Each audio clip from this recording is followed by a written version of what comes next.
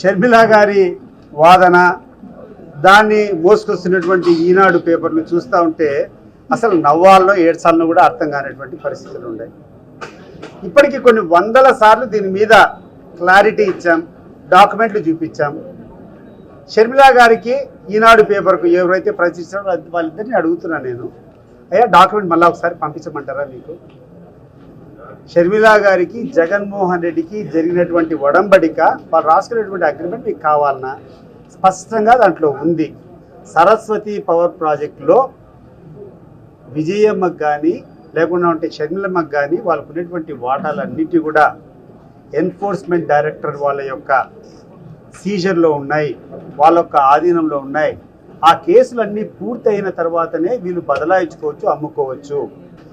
వీళ్ళకు తెలియకుండా, enforcement directorate తెలియకుండా అవి బదలాయింపులు చేసేదానికి ప్రయత్నం జరిగాయి. కాబట్టి వాటి వల్ల బెయిల్ మీద ఉన్నటువంటి జగన్మోహన్ రెడ్డి గారికి ఇబ్బంది జరుగుతుంది. కాబట్టే ఆయన విజయమ్మ మీద ఆ యొక్క కంప్లైంట్ ఇవ్వడం జరిగింది తప్పితే తల్లి మీద కోపంలో లేకుంటే ఇంకోటి కాదు. ఇది ప్రతి ఒక్కరు కూడా అర్థం చేసుకోవాలా. వాళ్ళకి కావాలంటే ఆ డాక్యుమెంట్ మళ్ళీ ఒకసారి పంపిస్తాం. Already it is there in the public domain, మీరు కూడా చూసుకోవచ్చు. ఎప్పుడైతే ఈ యొక్క తెలుగుదేశం పార్టీకి గ్రాఫ్ డౌన్ఫాల్ అవుతుందో, ప్రజల్లో వ్యతిరేకత పుడుతుందో, ఎప్పుడైతే ఉన్నటువంటి ప్రజెంట్ సిచ్యువేషన్కు ఈరోజు వక్ఫ్ మీద యుద్ధం జరుగుతుంది, దాని మీద వాళ్ళ పార్టీ ప్రతిస్పందన కావాలా.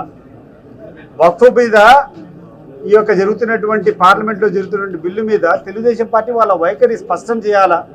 దాని పక్కదావ పట్టించని ఒక అజెండా తీసుకొని వస్తారు. వాటి గతంలో మనం చూసాం కదా, ఒకరోజు లడ్డు అంటారు, ఒకరోజు బోట్లు అడ్డం పెట్టారు అంటారు, ఒకరోజు సీజ్ ద షిప్ అంటారు.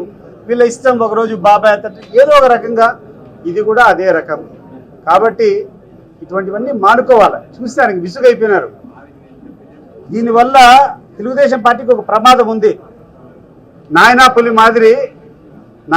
మాదిరి చిన్నప్పుడు మాకు ఒక సామెత చెప్తా అన్నారు.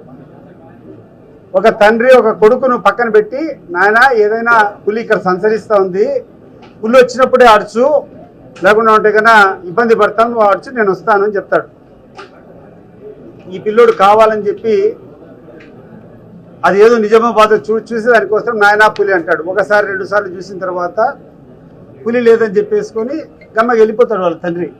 కానీ 3వసారి నిజంగా పులి వస్తుంది. పులి వచ్చినప్పుడు వీడు అడిచినా కూడా కాపాడేదానికి లేరు. కాబట్టి తెలుగుదేశం వాళ్ళు మీకు నాయనా పులి కేసు అయిపోతుంది. నిజంగా మీ దగ్గర సబ్స్టెన్స్ ఉన్నప్పుడు కూడా జనం నమ్మరు. కాబట్టి అభూత కల్పనలు చేయడం మానుకోండి. ఏదైనా నిజం ఉంటే మాట్లాడండి, గట్టి మేలు ఉంటే చేయండి. మీరు చెప్పినటువంటి వాగ్దానాలకు మీకు శక్తి ఉంటే అమలు పరచండి. ఇంతవరకు ఎన్నో పెన్షన్లు పెండింగ్ ఉన్నాయి. మీరు గొప్పగా చెప్తాను, 4,000 రూపాయలు పెన్షన్ అని చెప్పి 4,000 పెంచినామని చెప్పినావు. ఒక్క పెన్షన్ అన్నా ఇచ్చినారా నాకు చెప్తాను? ఒక్క పెన్షన్ అన్నా కొత్తగా ఇచ్చినారా? లేదు. నువ్వు గొప్పగా చెప్పుకుంటున్నావు, గ్యాసులు ఇచ్చినామని చెప్పుకుంటున్నావు. సగం మందికి గ్యాస్ డబ్బులు పట్టలేదు. నిరూపించమంటావా? రమ్మంటావా? ఏ ఊరికి వస్తావు చెప్పు. సగం మందికి మీరు ఇస్తే సగం మందికి గ్యాసులు రాలా. అదే జగన్మోహన్ రెడ్డి గారి హయాంలో బ్లాంకెట్ ఎవడే కానీ ఆరుతున్నటువంటి ప్రతి ఒక్కరికి, కులానికి, మతానికి, దేనికి అతీతంగా ఏ పార్టీ అయినా సాచురేషన్ మోడ్లో అన్ని పథకాలు వెళ్ళిపోయేటి. ఒక డాక్టర్లకు కావాల్సినటువంటి రావాలంటే వచ్చింది, ఆటో డ్రైవర్లకు కావాలంటే వచ్చింది, పెన్షన్లు కావాలంటే వచ్చినాయి. ఏ కార్యక్రమం అయినా ఈ పార్టీ ఆ పార్టీని చూడుకున్నటువంటి కార్యక్రమాలు అప్పుడు జరిగాయి. ఇప్పుడు అది చేయకుండా ఈ రకంగా సమయాన్ని వేస్ట్ చేసుకుంటూ గొప్పగా నీతులు ఒకవైపు చెప్తూ, ఇదేదో చెప్తారు కదా, చెప్పేది శ్రీరంగ నీతులు, దూరేదేమో ఆ సామెత మీకే తెలుసు. చెప్పేదేమో శ్రీరంగ నీతులు, సాయంత్రం అయితే దూరేదేమో.